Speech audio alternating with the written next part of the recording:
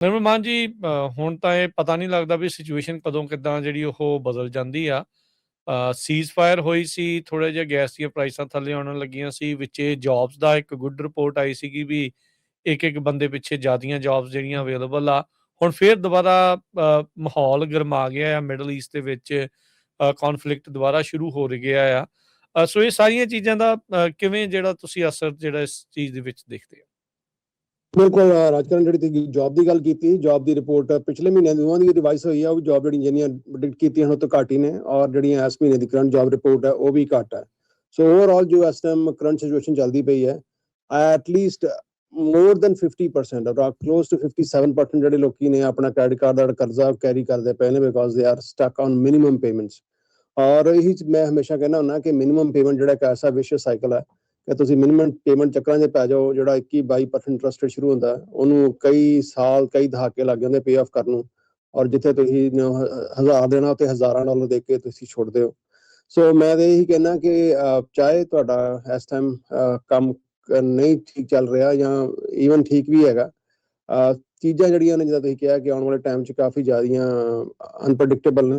ਸੋ ਉਹਨੂੰ ਧਿਆਨ 'ਚ ਰੱਖਦਿਆਂ ਮੈਂ ਤਾਂ ਇਹੀ ਕਹਾਂਗਾ ਕਿ ਤੁਹਾਡਾ ਕਰਜ਼ਾ ਹੈ ਉਹਦੇ 'ਚ ਤੁਸੀਂ ਜਿੰਨੀ ਛੇਤੀ ਜਾਨ ਛੁਡਾ ਸਕਦੇ ਹੋ ਬੈਸਟ ਉਹੀ ਹੈ। ਔਰ ਖਾਸ ਕਰਕੇ ਜਿੱਦਾਂ ਆਪਾਂ ਗੱਲ ਕਰਦੇ ਹਾਂ ਕਿ ਅੱਧੇ ਤੋਂ ਬਾਅਦ ਤੁਹਾਡਾ ਕਰਜ਼ਾ ਜਿਹੜਾ ਮਾਫ ਹੋ ਜਾਂਦਾ, ਬਾਕੀ ਰਹਿੰਦੇ ਤੇ ਅਸੀਂ ਆਸਾਨ ਕਿਸ਼ਤਾਂ ਬਣਾ ਦਿੰਦੇ ਹਾਂ। ਸੋ ਆਫਟਰ ਪੇਇੰਗ ਐਵਰੀਥਿੰਗ, ਤੁਹਾਡੀ late payment, finance charges, lawyer ਦੀ fees, you can still save more than 50% ਆਪਣੇ ਆਊਟਸਟੈਂਡਿੰਗ ਕਰਜ਼ੇ ਉੱਤੇ। ਔਰ ਖਾਸ ਗੱਲ ਇਹ ਹੈ, ਪਿਛਲੇ ਤਕਰੀਬਨ 2 ਦਹਾਕਿਆਂ ਤੋਂ ਹੀ ਕੰਮ ਕਰਦੇ ਪਏ ਹਾਂ ਔਰ ਅਜੇ ਵੀ ਇੱਕ ਵੀ ਨਿੱਕਾ ਪੈਸਾ ਚਾਰਜ ਨਹੀਂ ਕਰਦੇ ਜਿਨ੍ਹਾਂ ਦਾ ਤੁਹਾਡਾ ਕਰਜ਼ਾ ਮਾਫ ਨਹੀਂ ਹੋ ਜਾਂਦਾ। So nothing to worry about. Number ਮੈਂ ਦੱਸ ਦਿੰਦਾ, ਨੰਬਰ ਹੈ ਸਾਡਾ 888-888-9914, 888-888-9914। ਔਰ ਕਿਸੇ ਨੂੰ ਵੀ ਕੋਈ ਇਹਦੇ ਬਾਰੇ ਜਾਣਕਾਰੀ ਚਾਹੀਦੀ ਹੈ, ਟੋਟਲੀ 100% ਕੌਨਫੀਡੈਂਸ਼ੀਅਲ ਹੈ, ਕਿਸੇ ਟਾਈਮ ਵੀ ਕਾਲ ਕਰ ਲਓ। ਜਿੰਨੇ ਵੀ ਆਪਸ਼ਨ ਹੈ, ਚਾਹੇ ਸੈਟਲਮੈਂਟ ਹੈ, ਕੰਸੋਲੀਡੇਸ਼ਨ, ਬੈਂਕਰਪਸੀ ਹੈ, ਸਾਰਾ ਕੁਝ ਰਿਵਿਊ ਕਰ ਲਓ। End of the day it's your choice ਕਿ ਤੁਸੀਂ ਕੀ ਕਰਨਾ ਚਾਹੁੰਦੇ ਹੋ। ਜੀ ਆਪਣੇ ਨਿਰਮਲ ਭਾਈ, ਜਿਹੜਾ ਡੈਬਟ ਕੰਸੋਲੀਡੇਸ਼ਨ ਲੋਨਸ ਆ ਜਾਂ ਡੈਬਟ ਕੰਸੋਲੀਡੇਸ਼ਨ ਹੁੰਦੀ ਹੈ, ਵੱਖ-ਵੱਖ ਜਿਹੜੇ ਕਰਜ਼ੇ ਆ ਉਹਨਾਂ ਨੂੰ ਇੱਕ ਦੇ ਅੰਡਰ ਕਰ ਦਿੰਦੇ ਆ, ਉਹ 'ਚ ਘੱਟ ਇੰਟਰਸਟ ਹੋ ਜਾਂਦਾ, ਪਲੱਸ ਤੁਸੀਂ ਨੈਗੋਸ਼ੀਏਟ ਕਰਦੇ ਆ। ਕ੍ਰੈਡਿਟ ਕਾਰਡ ਮੰਨ ਲਓ ਕਿਸੇ ਦਾ 10,000 ਆ, ਉਹਨੂੰ 5,000 ਤੇ ਨੈਗੋਸ਼ੀਏਟ ਕਰ ਲਿਆ। ਕਈਆਂ ਦਾ ਜਿਹੜਾ ਕ੍ਰੈਡਿਟ ਬਹੁਤ ਬੈਡ ਹੁੰਦਾ, ਮੰਨ ਲਓ ਉਹਨਾਂ ਦਾ ਸਕੋਰ 580 ਤੋਂ ਵੀ ਥੱਲੇ ਆ, ਸੋ ਉਹਨਾਂ ਦੀ ਵੀ ਡੈਬਟ ਕੰਸੋਲੀਡੇਸ਼ਨ ਹੋ ਸਕਦੀ ਹੈ। ਬਿਲਕੁਲ ਭਾਜੀ, ਔਰ ਉਹਨਾਂ ਵਾਸਤੇ ਬਿਲਕੁਲ ਜ਼ਿਆਦਾ ਜ਼ਰੂਰੀ ਹੈ, ਬਿਕੋਜ਼ ਨਾਟ ਦੈਟ ਕਿ ਉਹਦੇ 'ਚ ਇੱਕ ਤਾਂ ਤੁਹਾਡਾ ਕ੍ਰੈਡਿਟ ਵੈਸੇ ਹੀ ਖਰਾਬ ਹੈ, ਉਹਦੇ ਉੱਤੇ ਔਨ ਟਾਪ ਆਫ ਦੈਟ ਤੁਹਾਡੇ ਤੇ ਕਰਜ਼ਾ ਚੜਿਆ ਵੀ ਹੈ, ਡੈਟ ਟੂ ਇਨਕਮ ਰੇਸ਼ੀਓ। ਸੋ ਉਹਦੇ ਵਾਸਤੇ ਇਹ ਹੁੰਦਾ ਕਿ ਇੱਕ ਵਾਰੀ ਤੁਸੀਂ ਕਰਜ਼ਾ ਪੇ ਆਫ ਕਰ ਦਿੰਦੇ ਹੋ, ਜਦੋਂ ਵੀ ਤੁਸੀਂ ਪੇ ਆਫ ਕਰਦੇ ਹੋ, ਤੁਸੀਂ ਪੇ ਕਰ ਸਕਦੇ ਹੋ ਐਨੀਵੇਅਰ 6 months ਤੋਂ ਲੈ ਕੇ 4 ਸਾਲ ਦੇ ਵਿੱਚ। ਜਦੋਂ ਵੀ ਤੁਸੀਂ ਪੇ ਕਰਦੇ ਹੋ, ਤੁਹਾਡਾ ਇੱਕ ਤਾਂ ਨਾ ਸਿਰਫ ਤੁਹਾਡਾ ਕ੍ਰੈਡਿਟ ਇੰਪਰੂਵ ਹੋਣਾ ਸ਼ੁਰੂ ਹੋ ਜਾਂਦਾ, ਪਲੱਸ ਤੁਹਾਡਾ ਕਰਜ਼ਾ ਮਾਫ ਹੋ ਜਾਂਦਾ, ਬਿਕੋਜ਼ ਕਰਜ਼ਾ ਮਾਫ ਹੋਣ ਤੇ ਤੁਹਾਡੀ ਡੈਟ ਟੂ ਇਨਕਮ ਰੇਸ਼ੀਓ ਉਹ ਇੰਪਰੂਵ ਹੋ ਜਾਂਦੀ ਹੈ। ਸੋ ਇੱਕ ਵਾਰੀ ਦੀ ਕਰਜ਼ਾ ਪੇ ਆਫ ਕਰਦੇ ਵਿਦ ਇਨ ਫਿਊ ਈਅਰਸ ਤੁਹਾਡਾ ਜਿਹੜਾ ਕਰਜ਼ਾ ਤੇ ਮਾਫ ਹੋਇਆ ਹੋਈ ਹੈ, ਪਲੱਸ ਤੁਹਾਡਾ ਜਿਹੜਾ ਕ੍ਰੈਡਿਟ ਸਕੋਰ ਵੀ ਇੰਪਰੂਵ ਹੋ ਜਾਂਦਾ। ਜੀ ਜੀ, ਸੋ ਬਿਲਕੁਲ ਇਸ ਦਾ ਜਿਹੜਾ ਉਹ ਫਾਇਦਾ ਲੈਣਾ ਚਾਹੀਦਾ, ਇਹਦਾ ਲਾਹਾ ਲੈਣਾ ਚਾਹੀਦਾ। ਸਭ ਨੂੰ ਹੀ ਪਤਾ ਹੈ ਵੀ ਇਕਨੋਮਿਕ ਕਰੰਚ ਦੇ ਵਿੱਚੋਂ ਬਹੁਤ ਸਾਰੇ ਲੋਕ ਜਿਹੜੇ ਇਸ ਟਾਈਮ ਲੰਘ ਰਹੇ ਆ, ਤੇ ਜੇ ਤੁਹਾਨੂੰ ਸਹੂਲਤ ਮਿਲਦੀ ਆ, ਗੱਲ ਕਰਕੇ ਦੇਖੋ। ਤੁਸੀਂ ਕਰਾਉਣਾ ਨਹੀਂ ਕਰਾਉਣਾ ਉਹ ਤੁਹਾਡੀ ਜਿਹੜੀ ਅੱਗੇ ਆਪਣੀ ਤੁਹਾਡੀ ਮਰਜ਼ੀ ਆ। ਇੱਕ ਵਾਰੀ ਸਿਚੁਏਸ਼ਨ ਜਿਹੜੀ ਉਹ ਸ਼ੇਅਰ ਕਰਕੇ ਦੇਖ ਸਕਦੇ ਆ, ਤੇ ਫਿਰ ਜਿਹੜਾ ਆ ਇਹਨਾਂ ਦੀ ਜਿਹੜੀ ਫਰਮ, ਇਹਨਾਂ ਦੀ ਕੰਪਨੀ ਆ, ਉਹ ਅੱਗੇ ਤੁਹਾਨੂੰ ਉਸ ਦੇ ਬਾਬਤ ਸਲਾਹ ਦੇ ਸਕਦੀ ਆ ਵੀ ਤੁਹਾਡੇ ਲਈ ਕੰਸੋਲੀਡੇਸ਼ਨ ਠੀਕ ਆ, ਸੈਟਲਮੈਂਟ ਠੀਕ ਆ, ਬੈਂਕਰਪਸੀ ਠੀਕ ਆ, ਕਿਹੜੀ ਚੀਜ਼ ਕਰਨ ਦੇ ਨਾਲ ਤੁਹਾਨੂੰ ਜਿਹੜਾ ਉਹ ਫਾਇਦਾ ਜਿਹੜਾ ਉਹ ਹੋ ਸਕਦਾ ਹੈ, ਤਾਂ ਜੋ ਜ਼ਿੰਦਗੀ ਇੱਕ ਵਾਰੀ ਫਿਰ ਲੀਹ ਦੇ ਉੱਤੇ ਜਿਹੜੀ ਉਹ ਆਵੇ, ਫਿਕਰਾਂ ਜਿਹੜੀਆਂ ਉਹ ਥੋੜ੍ਹੀਆਂ ਜਿਹੀਆਂ ਘੱਟ ਸਕਣ। ਜੀ, ਇਹਦੇ 'ਚ ਇੱਕ ਕੁਐਸਚਨ ਹੋਰ ਆ ਨਿਰਮਲ ਭਾਜੀ, ਵੀ ਜਿੱਦਾਂ ਹੁਣ ਅੱਜ ਕੱਲ੍ਹ ਇਮੀਗ੍ਰੇਸ਼ਨ ਦਾ ਵੀ ਬਹੁਤ ਰੌਲਾ ਆ, ਹਨਾ, ਗ੍ਰੀਨ ਕਾਰਡ ਲੈਣ ਦੇ ਲਈ, ਸਿਟੀਜ਼ਨਸ਼ਿਪ ਬਣਨ ਦੇ ਲਈ ਨਵੇਂ ਤੋਂ ਨਵੇਂ ਜਿਹੜੇ ਸਖਤ ਰੂਲ ਆ ਉਹ ਟਰੰਪ ਐਡਮਿਨਿਸਟ੍ਰੇਸ਼ਨ ਕਰ ਰਿਹਾ ਹੈਗਾ।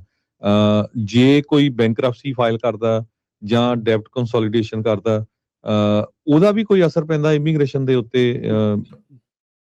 ਜੀ ਪਤਾ ਨਹੀਂ, ਤੁਸੀਂ ਇਮੀਗ੍ਰੇਸ਼ਨ ਦੇ ਅਟਾਰਨੀ ਤਾਂ ਨਹੀਂ, ਮੈਂ ਵੈਸੇ ਜਨਰਿਕ ਪੁੱਛ ਰਿਹਾ ਜੀ। ਫਿਰ ਵੀ ਭਾਜੀ, ਕਿਉਂਕਿ ਆਪਣੇ ਇਮੀਗ੍ਰੇਸ਼ਨ ਅਟਾਰਨੀ ਤਾਂ ਹੈਗੇ, ਪਰ ਐਟਲੀਸਟ ਡੈਟ ਬਾਰੇ ਮੈਂ ਬਿਲਕੁਲ ਜਾਣ ਕੇ ਰੱਖਦਾ। ਦੇਖੋ, ਜੇ ਸਿੱਧੀ ਗੱਲ ਕਰੀਏ ਆਪਾਂ ਤੇ ਫਿਰ ਕੋਈ ਫਰਕ ਨਹੀਂ ਪੈਂਦਾ। ਡੈਟ ਕੰਸੋਲੀਡੇਸ਼ਨ ਨਾਲ ਬਿਲਕੁਲ ਨਹੀਂ ਪੈਂਦਾ, ਔਰ ਇਹਦੇ ਨਾਲ ਤੁਹਾਡੀ ਬੈਂਕਰਪਸੀ ਨਾਲ ਨਹੀਂ ਪੈਂਦਾ। ਪਰ ਹੁੰਦਾ ਕੀ ਹੈ ਭਾਜੀ, ਬੈਂਕਰਪਸੀ ਪ੍ਰੂਵ ਕਰਨ ਵਾਸਤੇ, ਕਿਉਂਕਿ ਜਿਹੜੀਆਂ ਖਾਸ ਕਰਕੇ ਜਦੋਂ ਬੁਸ਼ ਐਡਮਿਨਿਸਟ੍ਰੇਸ਼ਨ ਆਈ, ਉਹਨਾਂ ਨੇ ਬੈਂਕਰਪਸੀ ਕਾਫੀ ਜ਼ਿਆਦਾ ਮੁਸ਼ਕਿਲ ਕਰ ਦਿੱਤੀ ਹੈ।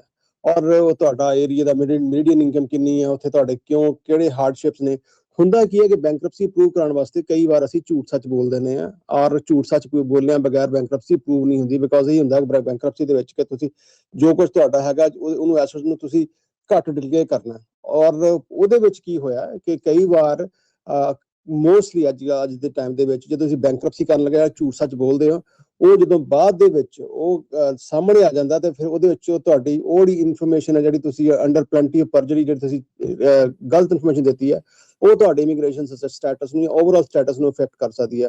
ਪਰ ਜਿਹੜਾ ਡੈਟ ਸੈਟਲਮੈਂਟ ਹੈ ਉਹਦੇ ਵਿੱਚ ਤੁਸੀਂ ਕੋਈ ਝੂਠ ਸੱਚ ਨਹੀਂ ਬੋਲਦੇ, ਉਹਦੇ ਵਿੱਚ ਤੁਸੀਂ ਇਹੀ ਕਰਦੇ ਹੋ, ਇਹੀ ਕਰਦੇ ਆ ਤੁਹਾਡਾ ਜਿਹੜਾ ਕੇਸ ਬਣਾਉਂਦੇ ਆ ਕਿ ਤੁਸੀਂ ਇੱਕ ਕਰਜ਼ਾ ਲਿਆ ਸੀ ਇਨ ਗੁੱਡ ਟਾਈਮਸ, ਔਰ ਅਨਫੋਰਚੂਨੇਟਲੀ ਜਿਹੜੇ ਹੁਣ ਅਜੋਕਾ ਟਾਈਮ ਚੱਲਦਾ ਪਿਆ ਉਹ ਕਰੰਟ ਸਿਚੁਏਸ਼ਨ ਦੇ ਉੱਤੇ ਕਰਜ਼ਾ ਨਹੀਂ ਪੇ ਕਰ ਸਕਦੇ, ਪਰ ਜਿੰਨਾ ਵੀ ਅਸੀਂ ਅਫੋਰਡ ਕਰ ਸਕਦੇ ਹਾਂ, ਜੇ ਅਸੀਂ $10,000 ਦੇਣਾ ਸੀ ਤਾਂ ਅਸੀਂ ਸ਼ਾਇਦ 2 ਪੇ ਕਰ ਸਕੇ ਜਾਂ 4 ਕਰ ਸਕੇ, ਜਿੰਨਾ ਵੀ ਸਾਡੇ ਕੋਲ ਅਫੋਰਡ ਹੋਇਆ ਉਹਨਾਂ ਪੇ ਕੀਤਾ, ਬਜਾਏ ਇਹਦੇ ਕਿ ਟੋਟਲੀ ਆਪਾਂ ਹੱਥ ਖੜੇ ਕਰਕੇ ਬੈਂਕਰਪਸੀ ਫਾਈਲ ਕਰ ਦਿੱਤੀ। So that is always a good situation. ਉਹਦੇ ਵਿੱਚ ਤੁਹਾਨੂੰ ਕੋਈ ਕੋਰਟ ਦੇ ਵਿੱਚ ਸੈਟਲਮੈਂਟ ਦੇ ਕੋਰਟ ਦੇ ਵਿੱਚ ਪੇਪਰ ਨਹੀਂ ਫਾਈਲ ਕਰਨੇ ਪੈਂਦੇ, ਬਟ ਜਿਤ ਐਜ਼ ਕੰਪੇਅਰ ਟੂ ਬੈਂਕਰਪਸੀ ਜਿੱਥੇ ਤੁਹਾਨੂੰ ਕੋਰਟ ਦੇ ਵਿੱਚ ਪੇਪਰ ਫਾਈਲ ਕਰਨੇ ਪੈਂਦੇ ਨੇ।